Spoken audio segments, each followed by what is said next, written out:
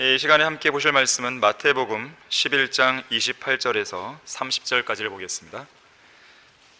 마태복음 11장 28절에서 30절까지 세 개의 구절을 보도록 하겠습니다.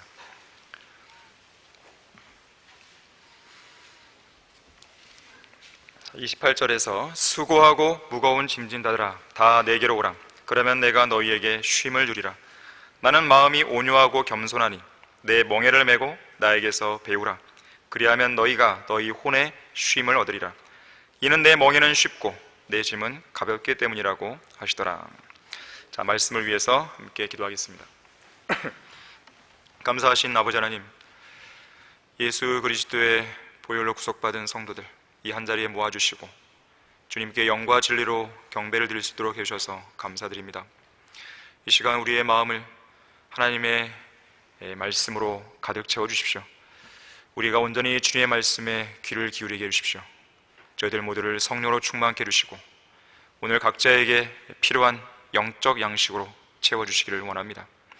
마귀가 어떠한 형태로든지 이 예배를 방해하지 못하도록 해주십시오. 말씀에 씨앗이 떨어지는 것을 방해하지 못하도록 막아주십시오. 모든 걸 주님께 부탁드립니다. 주 예수 그리스도 이름으로 기도했습니다. 아멘. 내가 너희에게 쉼을 주리라. 내가 너희에게 쉼을 주리라는 제목으로 설교하겠습니다. 지난 5월 17일 코로나 방역 최전선에서 약 2년 5개월 동안 국민들의 건강을 지키기 위해 사투를 벌여왔던 정은경 질병관리청장이 영광과 상처를 뒤로하고 방역수장 자리에서 조용히 물러났습니다. 그녀는 코로나 경보가 심각한 단계에 이르렀을 때 머리 감을 시간도 아껴야 한다면서 짧았던 단발머리를 더 짧게 잘랐고 하루에 얼마나 자느냐는 기자의 질문에는 1시간보다는 더 잔다라는 말로 조심스럽게 대답을 했습니다. 그녀는 매 끼니를 도시락이나 이동식 밥차로 때웠고 신발이 낡고 뒷굽이 닳는 것도 모를 정도로 방역 최전선에서 쉴 틈 없이 일했습니다.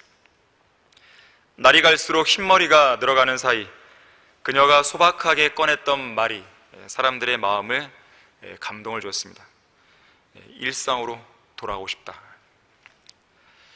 그런 그녀의 말 속에서 그녀가 맡고 있는 그 자리가 얼마나 그녀의 마음을 무겁게 했고 또 그 업무와 스트레스 강도가 얼마나 극심했는지 그리고 그녀에게 얼마나 쉼과 휴식이 필요했는지 절감할 수 있었습니다. 휴식이라는 말, 휴식, 쉴 휴자, 그리고 숨을 쉬다 식, 호흡하다 식, 이 두 단어가 합쳐진 말인데요. 다시 말하자면 숨을 쉬는 것조차 쉬는 행동이 바로 휴식이라는 그 의미가 담겨 있습니다. 바쁘다, 바빠, 쉴 시간도 없다. 자, 이 말은 현대인들의 슬로건이 됐죠. 삶의 올바른 목적과 방향을 상실한 채 빠르게 움직이는 자만 살아남는다. 소위 인생의 무한 속도 경쟁의 늪에 빠진 현대인들의 머리와 가슴을 강하게 압박하고 짓누르는 그런 슬로건이 된 것이죠. 세상 사람들은 자기 자신보다는 조직이 우선이고 가족보다는 직장이 우선이라는 생각에 오직 앞만 보고 달려가다가 일 중독이나 만성 피로 증후군에 시달리면서 온 몸과 온 마음이 탈진 상태를 넘어 아예 번아웃이 되어버리기도 합니다. 15세기경 조선 초기 문신이자 우리나라 최초의 농학자인 강희맹 선생은 만휴정, 그러니까 1만 만자에 쉴 휴라는 한자말을 섞어서 만든 만휴정이라는 정자를 짓고 사는 이 한 친구에게 이렇게 물었다 그래요. 사람은 쉬지 않는 게 병인데 세상은 사람이 쉬지 않는 것을 즐거워하니 어찌 그런 것인가. 오늘날 현대인들의 삶을 아주 예리하게 500년 전에 꼬집어줬던 그런 질문이 아닐 수 없습니다. 자, 인간의 삶에는 쉼과 휴식이 필수 요소죠. 창조주 하나님께서는 피곤해하지도 않으시고 지치지도 않으시고 곤비하지도 않으시는 분이지만 6일간의 재창조를 끝마신 후에 7째 날에 그 모든 일로부터 쉬심으로써 우리 인간들에게 쉼이 무엇인지 그 본보기를 보여주셨습니다. 휴식이 필요하다는 거죠, 인간에게는. 한편 일곱째 날의 이 휴식은 모세의 율법하에서 제정된 안식일의 기원이 되기도 했습니다. 하나님께 거룩하게 지켜야 할 이 안식일은 기본적으로 일을 하지 않고 쉬는 날이기 때문에 모세는 안식일이라고 말할 때 그냥 안식일 이렇게 안 하고요, 안식일의 휴식이다라는 말을 쓰면서 휴식을 강조합니다. 레위기 16장 31절에서도 그냥 안식일이 아니라 쉬는 안식일 이렇게 했어요. 우리 다 같이 레위기 23장 3절 말씀을 찾아보겠습니다. 레위기 23장 3절입니다.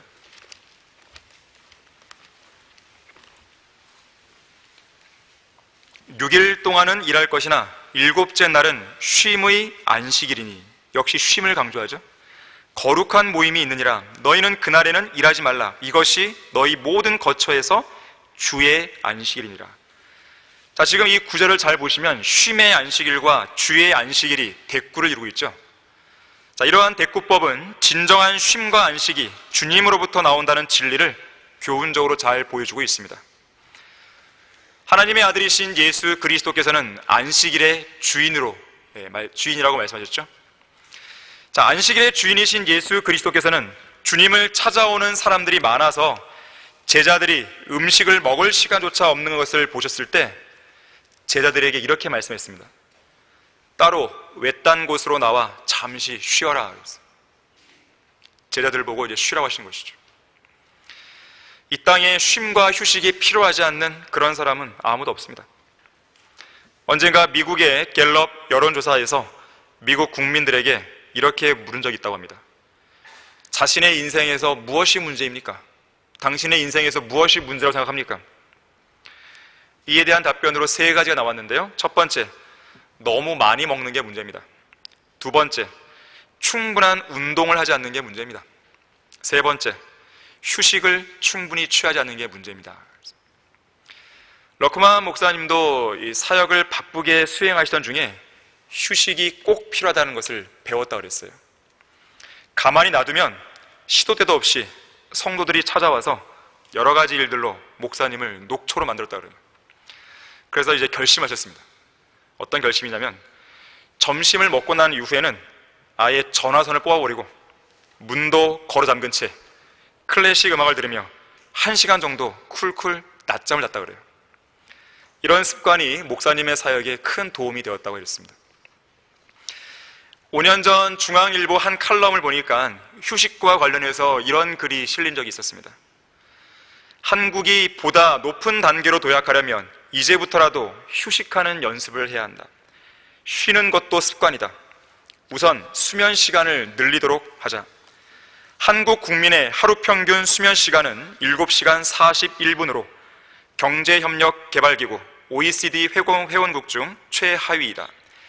최근 5년간 불면증 진료를 받은 사람도 193만 명에 달한다고 한다. 아이들부터 실컷 재우자. 몸이 힘들 만큼 마음껏 뛰어놀게 하자. 공부하는 시간 조금 줄이고 본인이 하고 싶어하는 것에 시간을 쓰도록 만들자.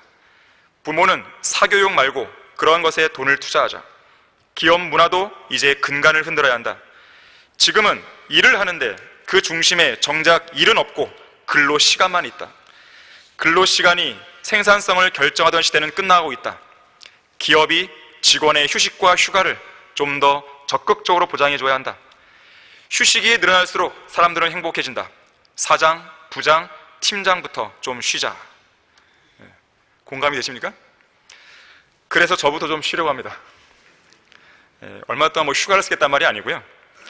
전략적으로 좀 지혜롭게 휴식이 필요하다는 것을 최근에서야 좀 절실하게 느꼈어요. 지금의 저는 담임 목사임에도 불구하고 출근 시간이 다른 직원들보다 더 빠르거나 비슷합니다. 그러면서도 가장 늦게 퇴근합니다. 하루 평균 14시간, 15시간 이상 일하고 있어요.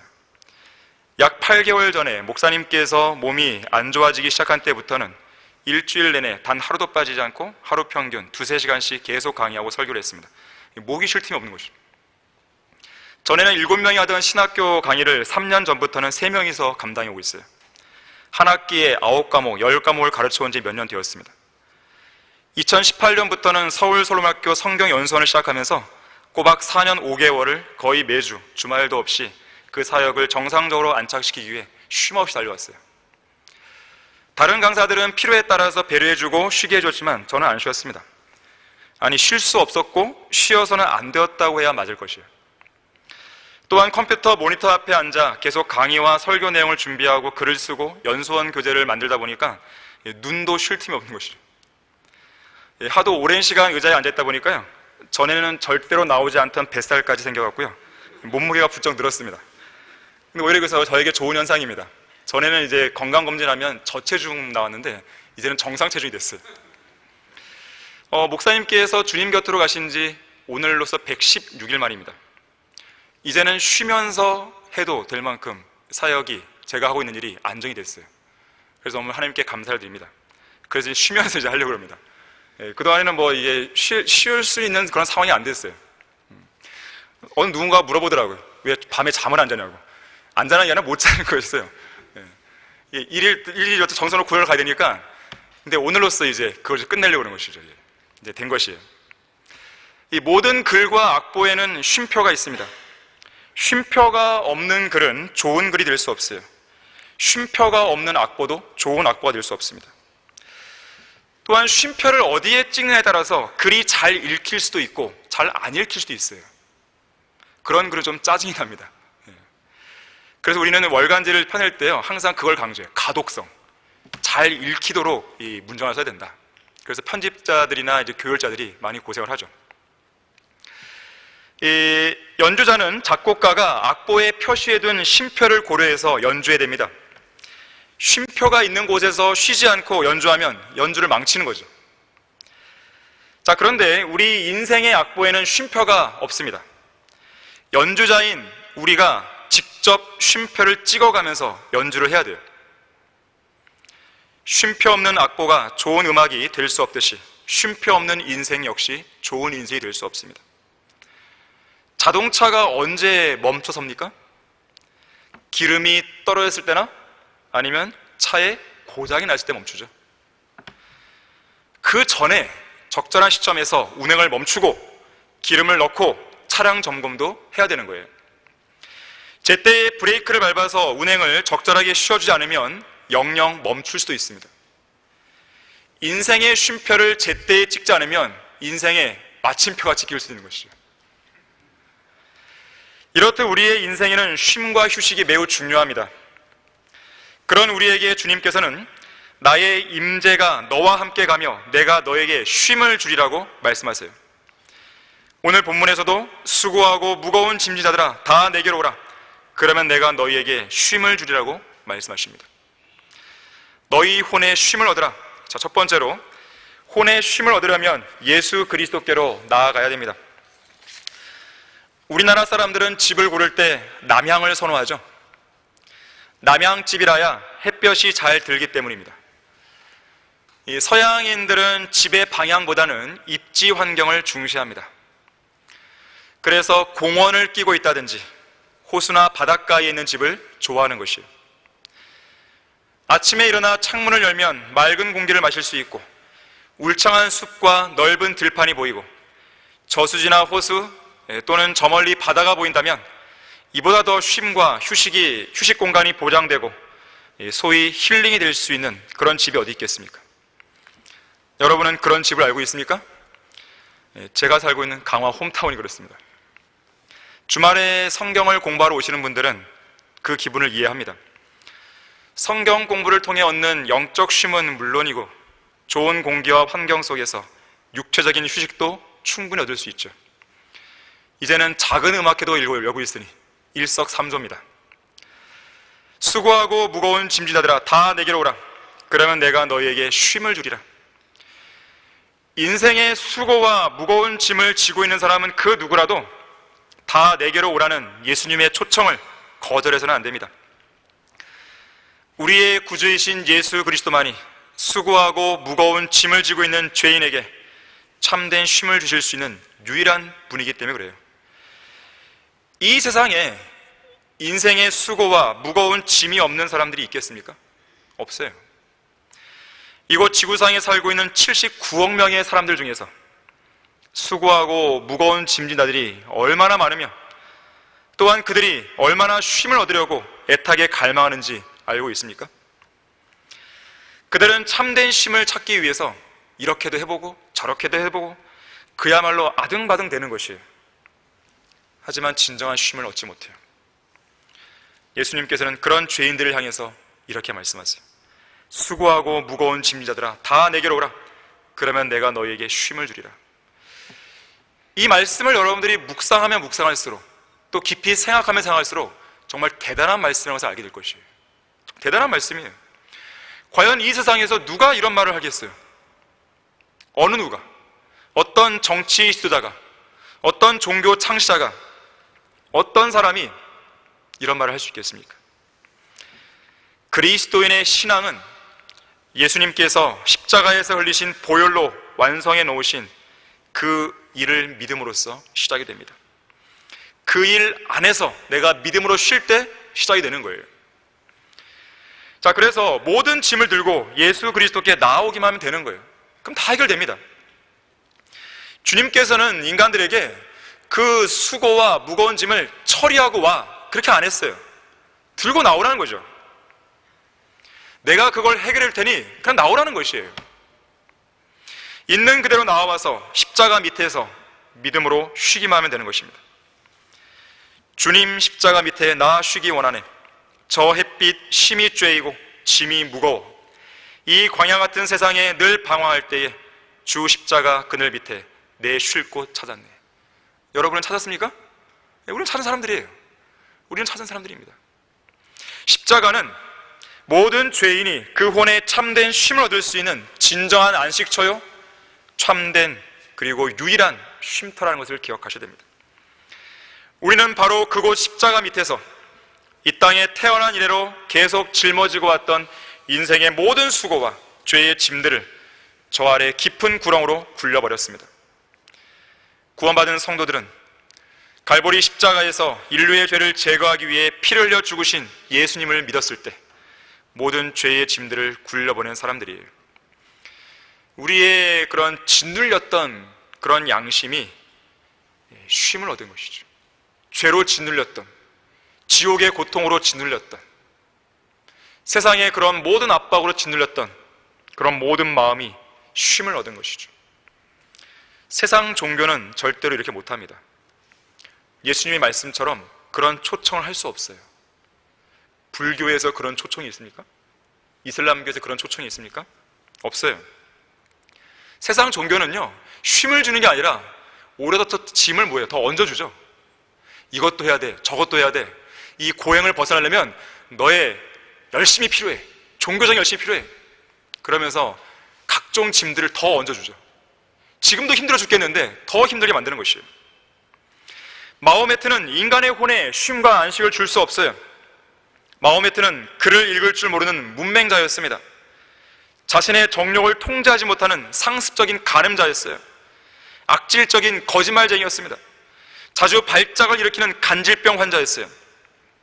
그런 상황에서 그런 간질병을 일으키는 가운데 코란을 읊어댔습니다.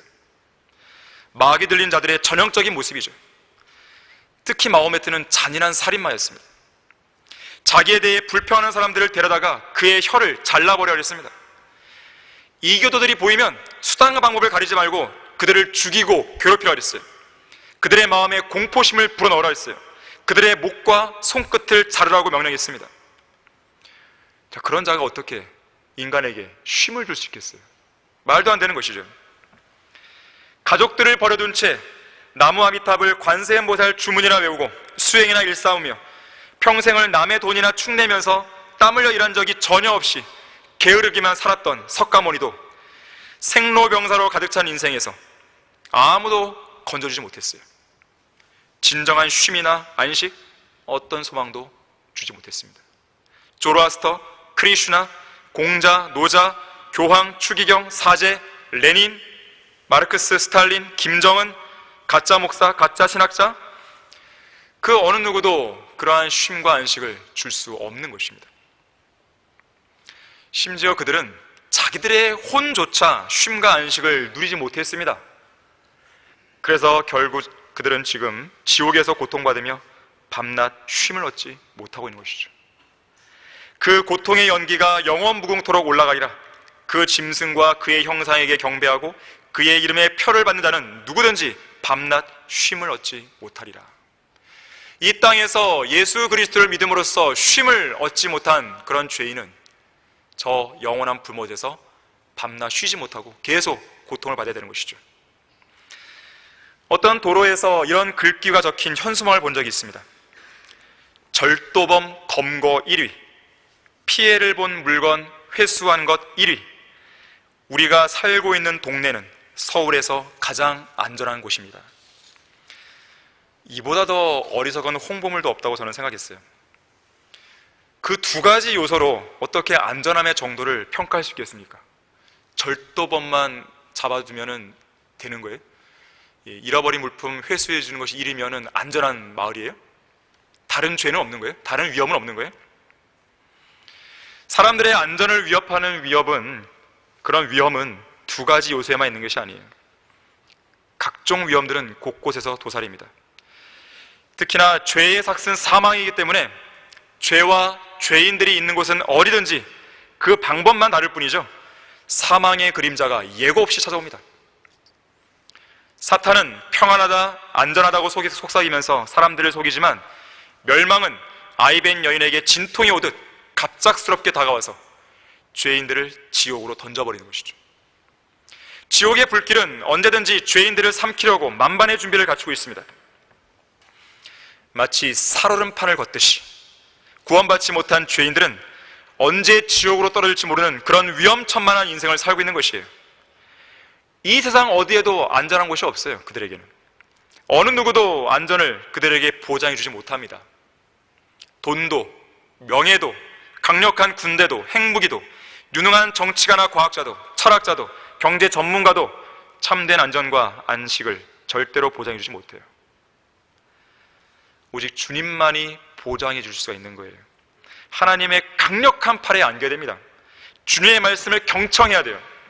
오직 주님만을 신뢰하셔야 돼요. 견고한 망대이신 주님께로 달려가면 되는 것이에요.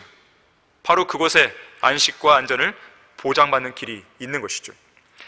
너희 혼의 쉼을 얻으라. 두 번째로, 혼의 쉼을 얻으려면 예수 그리스도의 멍에를 메고 주님으로부터 배워야 됩니다. 배워야 돼요. 쉬는 법을 배워야 됩니다. 나는 마음이 온유하고 겸손하니 내 멍에를 메고 나에게서 배우라. 그리하면, 그렇게 배우면 너희가 너희 혼에 쉼을 얻으리라. 이는 내 멍에는 쉽고 내 짐은 가볍기 때문이라. 예수님은 이 땅에 섬기는 분으로 오셨잖아요. 그래서 예수님은 항상 온유함과 겸손함을 실천을 통해 보여주셨습니다. 자, 온유함이란 것이 무엇입니까? 하나님을 두려워하는 가운데 겸손하게 행하는 것이에요. 주님의 말씀에 순종하는 가운데 자신을 낮추는 모습입니다. 불의에 대해서는 담대하게 항거하죠. 모든 악에 대해서는 용기 있게 대적하죠. 복음 전파와 진리 수호를 위해서라면 하나님이 주시는 담대함과 불굴의 의지와 믿음으로 강건한 용기를 발휘하는 것이죠. 온유라고 해서요, 마냥 부드러운 것이 아닙니다. 마냥 달콤한 게 아니에요. 느글느글하고 나긋나긋하고 스마트하고 허허실실대는 그런 태도가 온유가 아닌 것이에요. 온유는 겸손하지만 부드럽지만 굳건한 모습이에요. 온화하지만 강건합니다. 즐거워하지만 경박하진 않아요. 친절하지만 상당히 엄숙합니다. 진지하지만 기쁨이 넘쳐요. 온유를 오해하시면 안 돼요. 온유함을 제대로 배우려면 예수님에게서 배워야 됩니다. 예수님께서 어떻게 온유함으로 초림 당시에 사역하셨는지 배우셔야 돼요. 또한 예수님에게서 겸손함을 배워야 됩니다.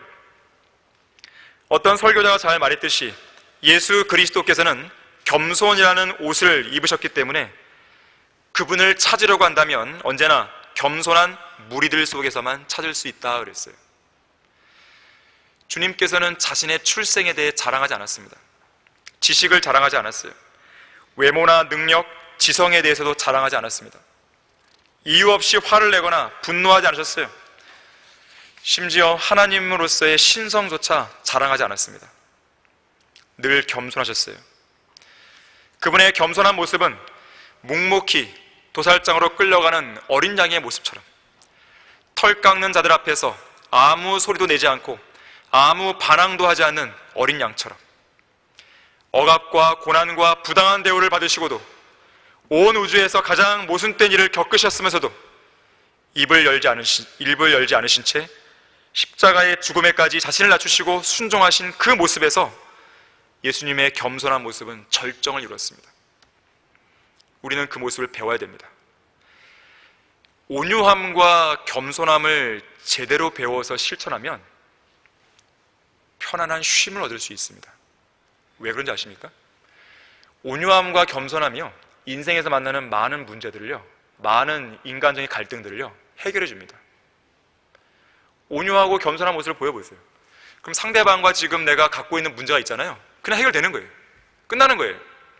그러면 그 갈등으로 해서 내가 곤란을 겪을 이유가 없죠. 쉬는 것이에요. 안식을 누리는 것이에요.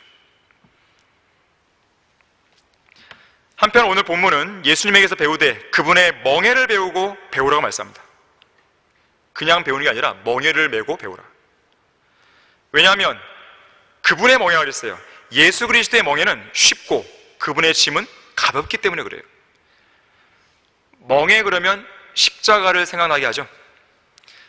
누구든지 나를 따라오려거든 자기를 부인하고 자기 십자가를 지고 나를 따르라고 주님은 말씀하셨습니다. 우리가 매야 할 멍에가 있어요. 우리가 져야 할 십자가가 있습니다. 주님의 멍에는 무겁지 않고 가볍습니다. 왜 그렇습니까? 주님께서 함께 지고 가시기 때문에 그래요. 주님께서는 성도들 각자가 감당할 수 있을 만한 짐을 져주시고 또한 그 짐을 질 수 있는 능력도 주십니다. 우리가 버거워하면 대신 져주기도 하시는 거예요. 자, 그래서 우리는 우리가 져야 할 그분의 멍에에 대해서 전혀 걱정하지 말고 내게로 와서 편히 쉬면서 배우라는 주님의 명령에 순종하여 주님께 믿음으로 나아가기만 하면 되는 것입니다. 그 이후의 모습은 주님과 함께하면서 그냥 배워가면 돼요. 여러분을 도우시기 위해서 두 팔을 벌리고 서 계시는 주님께 여러분의 모든 걸 맡기고 그분의 품에 안기면 되는 것입니다. 이 수요 기도의 기도 제목에 이번에 썼지만요, 너는 두려워 말라, 내가 너와 함께함이라. 놀라지 말라, 내가 내 하나님임이라. 내가 너를 강건하게 하리라. 정녕 내가 너를 도우리라. 정녕 내가 내 의의 오른손으로 너를 높이리라 그랬어요. 하나님께서 어려워서 못할 일이 있으시겠습니까? 해결하지 못할 문제가 있으시겠어요? 물리치시지 못할 대적들이 있겠습니까? 고치시지 못할 질병이 있겠습니까? 그러면 왜 저는 질병을 아직 못 고쳐준 겁니까? 이유가 있으신 것이죠. 능력이 없어서 못 고쳐준 게 아니란 말이에요. 하나님의 분명한 어떤 목적과 뜻이 이루어질 때까지 그만큼의 기다림의 시간이 필요한 것 뿐이에요. 주님의 능력이 없어서가 아닙니다. 대답하시지 못할 질문이 있겠습니까? 모든 불신과 의심을 버려야 됩니다. 주님의 능력 안에서 참된 위로와 참된 평안과 참된 쉼과 휴식과 안식을 우리는 누려야 되는 것이에요. 물론 때로는 주님의 멍에 곧 십자가를 지는 삶이 너무나 힘들고 버거워서 포기하고 쓰러지고 싶은 경우가 있습니다. 이 사역을 하다 보면 그런 경우들이 종종 있어요. 그런데 그때마다 기도하는 게 있어요. 밥 존스 시니어 목사님이 가르쳐 준 것이에요. 이 힘들고 지칠 때마다 이 짐을 거뜬히 지고 이길 수 있는 힘을 주십시오라고 기도하라고 그랬어요. 제가 그 이야기를 한 10수년 전에 들었었어요. 그때부터 인생의 어떤 무거운 짐을 만날 때마다요, 그것이 뭐 사역이든 뭐 개인적인 문제이든 집안의 문제이든 뭐 회사 직장의 문제이든 아니면 내가 교회 안에 겪고 있는 문제이든 그때마다 그 기도를 항상 먼저 했어요. 주님, 이 무거운 이 짐을 거뜬히 질 수 있도록 힘을 달라고. 저는 그 기도를 들었을 때요, 참으로 현명한 기도라고 생각했어요. 많은 성도들이 어떻습니까? 그런 무거운 짐을 만나면 그냥 쓰러져 버리죠. 포기해 버리든지 아니면 다른 길을 택하든지 아니면 잠깐 기도했다가 그냥 이 방석을 걷어버리든지 그냥 그 시간이 그냥 지나가기를 그냥 막연하게만 기다리는 것이에요. 그래서는 안 됩니다. 적극적으로 주님께 달려가야 됩니다. 안식을 달라고, 쉼을 달라고, 저는 쉬고 싶다고, 주님 안에서 편안하게 쉬면서 이 일을 감당하고 싶다고, 이 길을 걷고 싶다고, 그렇게 해야 되는 거예요. 적극적인 기도가 필요합니다. 십자가를 지는 삶을 포기해 보세요. 그러면 뭐 안식이 있나요? 그렇다고 해서 안식이 있는 게 아니에요. 그러한 삶을 포기하면요, 진정한 제자가 될 수도 없고 간증도 유지할 수 없고 참된 쉼을 누릴 수도 없어요. 정작 중요한 순간에 가서는 십자가를 지는 삶을 왜 포기했을까? 그런 후회 속에 인생을 마감하기도 하는 거예요. 한 번은 어떤 칼럼을 보니까 이런 내용의 글이 실려 있었습니다. 구원받은 어떤 그리스도인이 자기 십자가를 어깨에 메고 길을 가고 있었어요. 얼마 안 가서 십자가가 무겁게 느껴졌고 결국 참다 못해 그 십자가 아랫부분을 톱으로 잘라냈습니다. 다소 가벼워진 십자가를 메니까 콧노래가 절로 나왔습니다. 하지만 또다시 십자가가 무겁게 느껴집니다. 그래서 십자가 아랫부분을 더 잘라냈어요. 그러면서 자기 자신처럼 십자가를 가볍게 만들지 않는 다른 지체들을 보면서 어리석다고 비웃었습니다.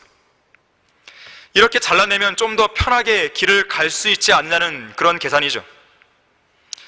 이렇게 자신의 십자가를 잘라내기를 여러 차례 반복한 끝에 이제는 어깨에 지고 다닐 필요도 없이 손으로 가볍게 들고 다닐 수 있을 정도가 되었습니다. 그러던 중에 큰 문제에 봉착했어요. 가고 있는 길 앞쪽에 가파른 낭떠러지가 나 있는 깊은 계곡이 가로막고 있었습니다. 다른 동료들은 자기가 지금까지 짊어지고 온 십자가를 계곡 반대편에 걸치고 십자가를 다리로 삼아 건너갔습니다. 십자가가 그에게 능력을 더해준 거예요. 힘을 준 것이죠. 도움의 손길이 된 것이죠. 그런데 이 사람은 너무 많이 잘라버려서 어떻게 건너갈 방법이 없었어요. 당장에 잠시 받는 고난과 어려움을 피하기 위해 나름대로 꼼수와 편법을 쓰고 싶을 때가 있을 것입니다. 다시 말하자면 적당히 타협하고 싶은 거죠. 그때가 위험한 것이에요. 그런 자들은 주님께서 영광 가운데 오실 때 어떤 상도 받지 못하는 것은 물론 정작 중요한 순간에 십자가가 주는 그 힘과 능력과 쉼과 안식을 받지 못하게 되는 거예요. 자기가 져야 할 십자가가 버겁게 느껴지는 이유가 뭔지 아십니까? 십자가 자체의 무게 때문이 아니에요. 오히려 우리를 쉽게 에워싸는 죄와 무거운 세상의 짐들을 함께 지고 가려고 하기 때문에 무겁게 느껴지는 거예요. 십자가만 지면 무겁지 않습니다. 거뜬히 지고 할 수 있는 거예요. 주님께서는 우리가 감당할 수 없는 걸 주는 게 아닙니다. 감당할 수 있는 그 십자가를 매게 하는 거예요. 그럼 멍에를 주시는 거예요. 하지만 자기가 사서 고생하는 거죠. 그 십자가와 동시에 세상적으로도 뭔가 인정받고 싶고 육신적으로도 뭔가 쾌락을 즐기고 싶고 적당히 타협하고 싶은 거죠. 그래서 함께 지고 가는 거예요. 그게 그 사람에게 고난을 더해주는 것이죠. 공산주의 치하에서 진리를 위해 싸웠던 루마니아의 리차드 움브란트 목사는 이렇게 말했습니다. 고난은 거룩한 것이다. 당신에게 지워진 십자가에 대해서 불평하지 말라 그랬어요. 왜 그런지 아십니까? 그 십자가가요, 결국 내가 이 땅에서 믿음의 선한 싸움을 싸워 이길 수 있는 그 힘을 주는 것이에요. 십자가를 전파하는 것이 우리 그리스도인들은 뭐예요? 하나님의 능력이라는 거예요. 능력. 여러분이 십자가를 전파하는 그 자리에 있을 때, 십자가를 지고 있는 그 삶을 살아갈 때 오히려 그것은 여러분에게 능력을 줍니다. 이 순례의 길을 걸어갈 수 있는 힘을 더해주는 거예요. 안식을 주는 거예요. 그 십자가 자체가. 공중을 나는 새를 보세요. 새에게는 그 날개 자체가 무겁습니다. 새 작은 몸뚱이의 그 새가 감당하기에는 이 두 날개가 무거워요. 하지만 그것 때문에 나는 거죠. 배를 생각해 보세요. 옛날에는 돛단 배가 있었는데 그 돛은 배 자체에게는 무거운 거예요. 하지만 그 돛이 있기 때문에 가는 거죠. 배가 돛이 없으면 배가 가겠어요? 망망대해에서 그냥 방황을 하는 것이죠. 표류하는 것이죠. 마찬가지로 그리스도인들도 십자가가 때로는 무겁게 느껴진다 하더라도 바로 그 십자가가 있기 때문에 하늘나라로 향해 가는 이 믿음의 경주를 지속할 수가 있는 거예요. 너희 혼에 쉼을 얻으라. 세 번째로, 주님을 더 잘 섬기고 영적 전쟁에서 더 효과적으로 싸우기 위해서 휴식을 취해야 됩니다. 휴식도 전략이에요. 미국의 자동차왕 헨리 포드는 이렇게 말했습니다. 휴식은 게으름도 멈춤도 아니다. 물론 사람은 이 땅에 일하기 위해 태어난 것이지 그저 명상이나 하고 감정을 느끼고 꿈만 꾸기 위해 태어난 것은 아니다. 모든 사람은 각자의 능력에 따라 자기가 하고 싶은 일을 할 때 가장 빛이 난다. 그러나 일만 알고 휴식을 모르는 사람은 브레이크 없는 자동차 같아서 매우 위험하기 짝이 없다 그랬어요. 발명왕 에디슨도 이렇게 말했습니다.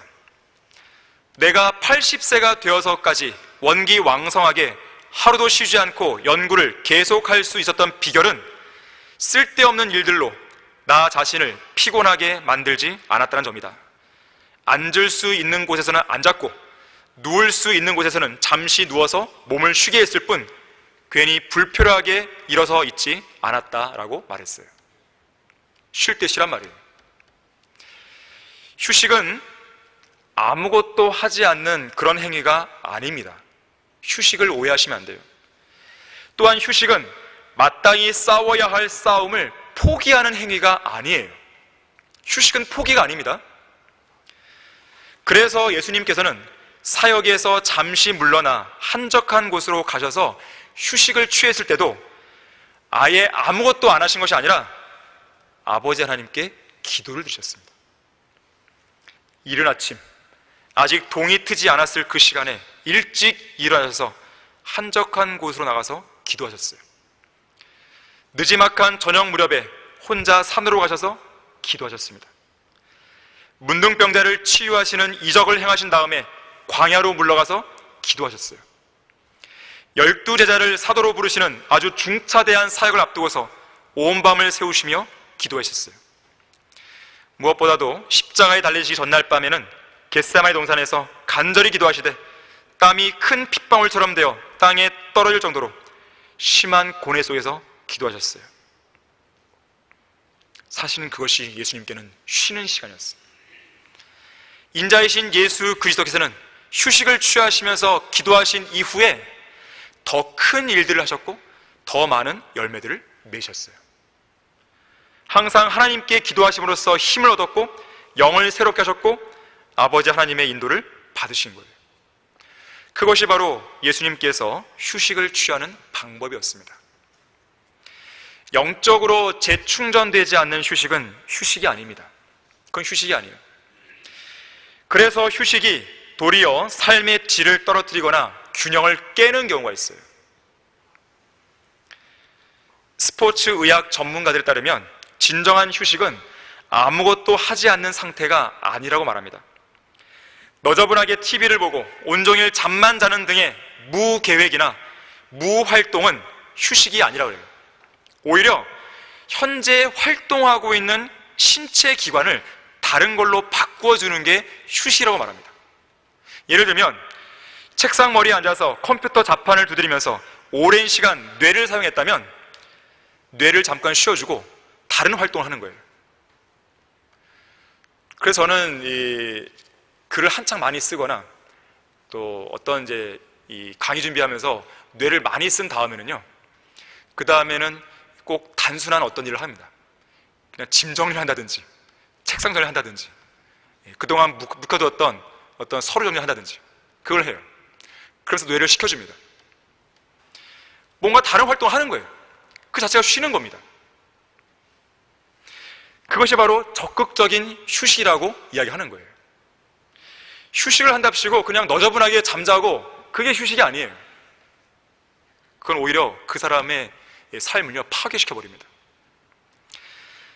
열왕기상 13장에는 하나님의 명령에 따라 여로보암의 거짓 제단을 향해 신실하게 주의 말씀을 선포한 젊은 선지자 한 사람이 나옵니다.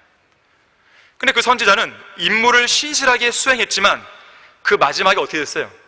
비참한 최후를 맞이하죠. 안타까운 사건이 나옵니다. 그가 베델의 한 늙은 선지자의 거짓말에 속아서 하나님의 말씀에 불순종했기 때문에 그래요. 자, 그것도 한 가지 중요한 이유지만요, 또 다른 한 가지가 있었어요. 올바른 장소에서 올바르게 휴식을 취하지 못한 이유도 있었습니다. 우리 다 같이 열왕기상 13장 11절에서 14절을 보겠습니다. 열왕기상 13장 11절 보시면요, 하나님의 명령을 신실하게 잘 수행한 이후에 베델에 있는 한 늙은 선지자가 접근합니다. 그런데 이 선지자가 접근한 시점을 보세요. 그때 베델에 한 늙은 선지자가 살았는데 그의 아들들이 와서 그날 하나님의 사람이 베델에서 행한 모든 일을 그에게 고하고 그가 왕에게 고한 말도 그들의 아버지에게 고하니라. 그들의 아버지가 그들에게 말하기를 그가 어느 길로 가더냐 하였으니 이는 그의 아들들이 유다에서 온 하나님의 사람이 어떤 길로 갔는지를 보았습니다. 그가 그의 아들들에게 말하기를 나를 위하여 나귀의 안장을 얹으라 하니 그들이 그를 위하여 나귀의 안장을 얹더라. 그가 그 위에 타고 하나님의 사람을 따라 가서 그가 상수리 나무 아래 앉아 있는 것을 보자. 그에게 말하기를 당신이 유다에서 온 하나님의 사람이니까 하니 그가 말하기를 그렇소이다 하더라. 이후의 내용들을 보게 되면 이 늙은 선지자는 상수리 나무 아래 앉아 쉬고 있는 이 젊은 선지자에게 접근해서 사탄의 사주를 받고 그를 미혹하는 내용이 나옵니다. 항상 마귀는 사역자가 쉬고 있는 틈을 노립니다. 그것도 주님 안에서 쉬는 것이 아니라 세상 한가운데에서 쉬고 있을 때 그 틈을 노리는 것이에요. 경계심을 늦추고 세상 한가운데 너저분하게 앉아서 쉴 때 마귀의 공격에 속수무책으로 당하게 되어 있습니다. 다윗을 보십시오. 전쟁에 참여하지 않고 왕궁에서 한가로이 쉬고 있을 때 밧세바와 간음했습니다. 선지자 엘리야를 보십시오. 아합의 아내 이세벨이 무서워서 피신하던 중 향나무 아래에 앉아 잠시 숨을 돌리고 있었을 때 나의 생명을 취해달라고 그런 믿음 없는 강구를 하나님께 드리고 말았습니다. 베드로를 보십시오.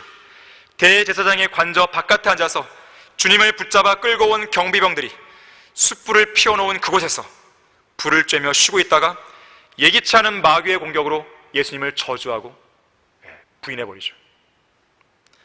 그리스도인은 이 세상에 타국인이요 순례자로서 모든 하나님의 일에서 쉬고 싶은 순간이 있을 것입니다. 하지만 지금은 아니에요.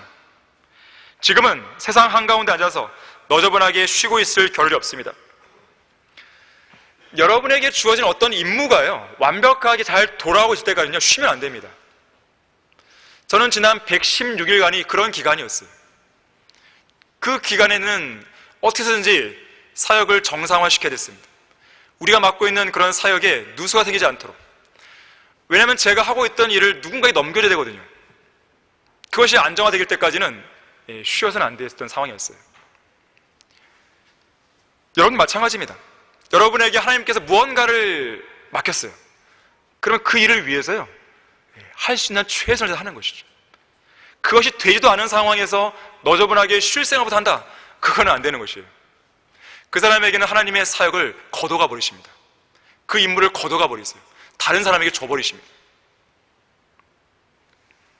지금은 일할 때입니다. 지금은 싸울 때, 지금은 우리가 너저분하게 앉아있을 때가 아니라 일어날 때인 것이에요.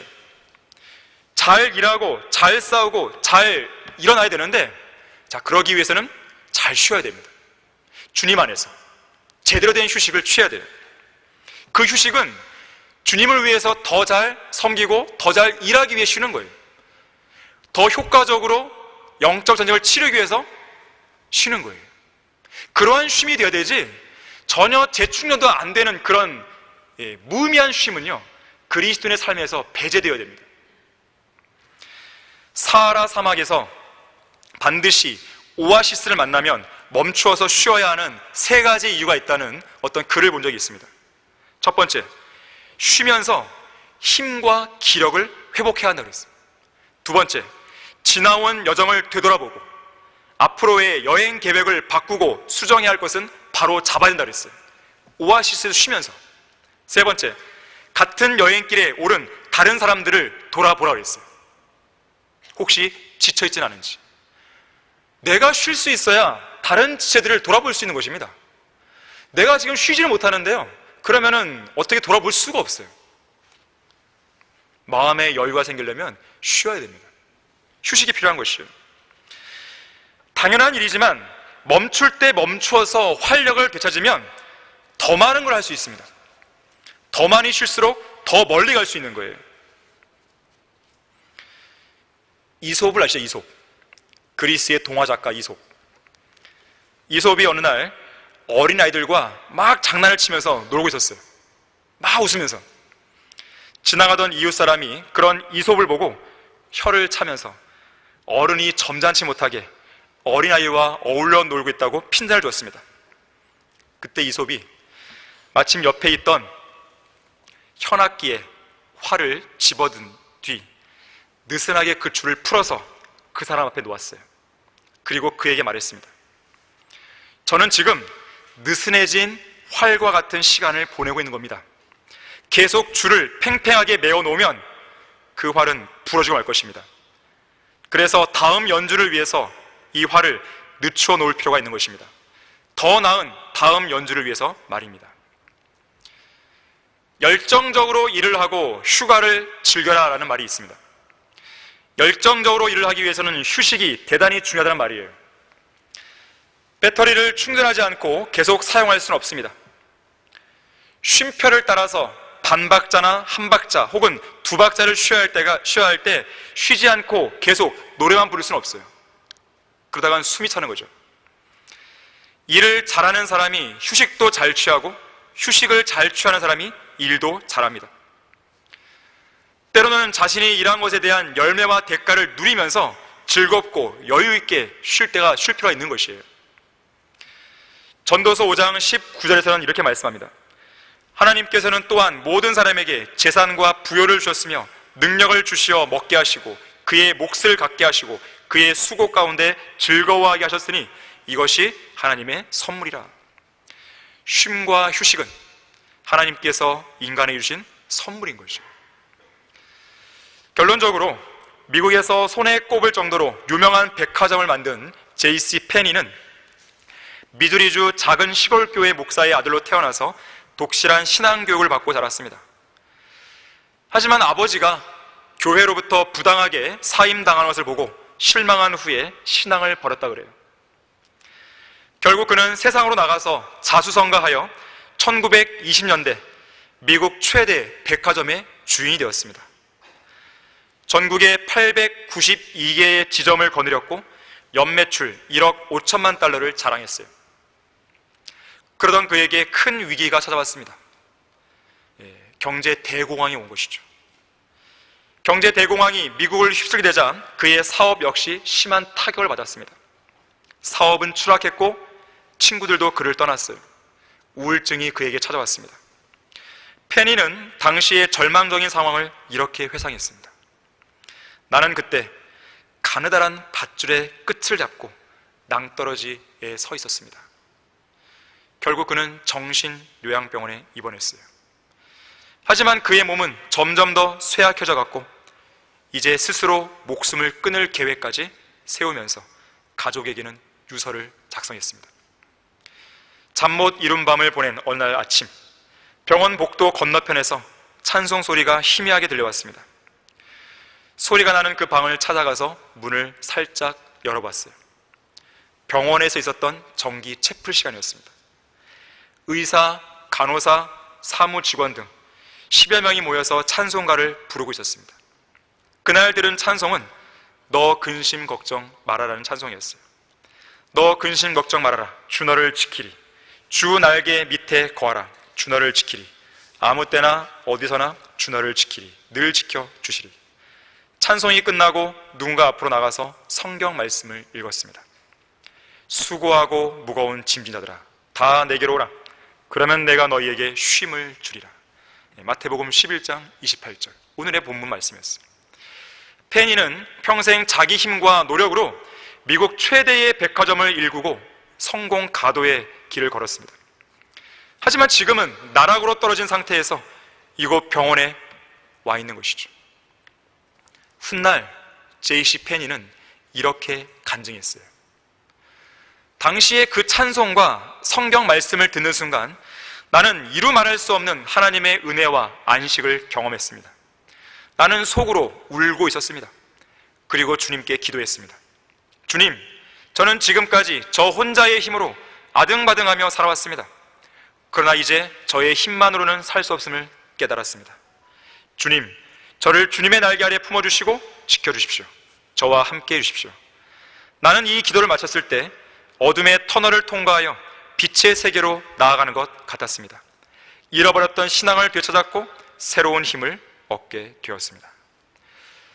혼의 참된 휴식을 얻으려면 인생의 수고와 무거운 짐을 모두 짊어진 채로 가만히 앉아 휴식할 것이 아니라 쉼의 본을 보여주셨고 근원적인 안식을 주실 수 있는 예수 그리스도께로 적극적으로 다가서야 되는 것입니다. 주님께서는 내게로 오라고 말씀하세요. 그러면서 주님의 멍에를 메고 주님께 배워야 한다고 우리에게 독려하십니다. 주님의 멍에는 쉽고 짐도 가볍다고 말씀해 주셨어요. 이것은 하나의 약속입니다. 거짓말 하실 수 없는 하나님의 약속이에요. 그 자리에 주저앉아 가던 길을 멈추고 하던 일을 모두 내려놓고 싶을 때일수록 조금만 더 힘을 내서 진정한 쉼을 주시는 주님께로 발걸음을 옮겨야 됩니다. 그렇게 할 때 주님께서 우리의 혼에 주시는 참된 쉼과 안식을 누릴 수 있다는 것을 잊지 말기를 바라는 것입니다. 다 같이 기도하겠습니다.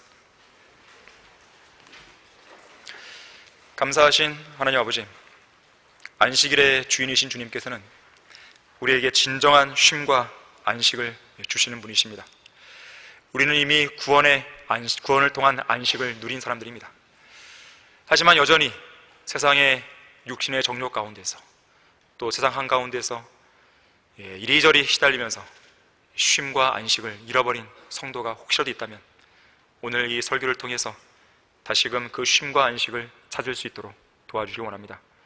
주님께로 나와서 기도하고 피로를 아뢰고 다시 한번 주님이 주시는 그런 진정한 쉼과 안식 속에서 재도약할 수 있는 그런 계기로 삼게 해주십시오. 주 예수 그리스도 이름으로 기도했습니다. 아멘.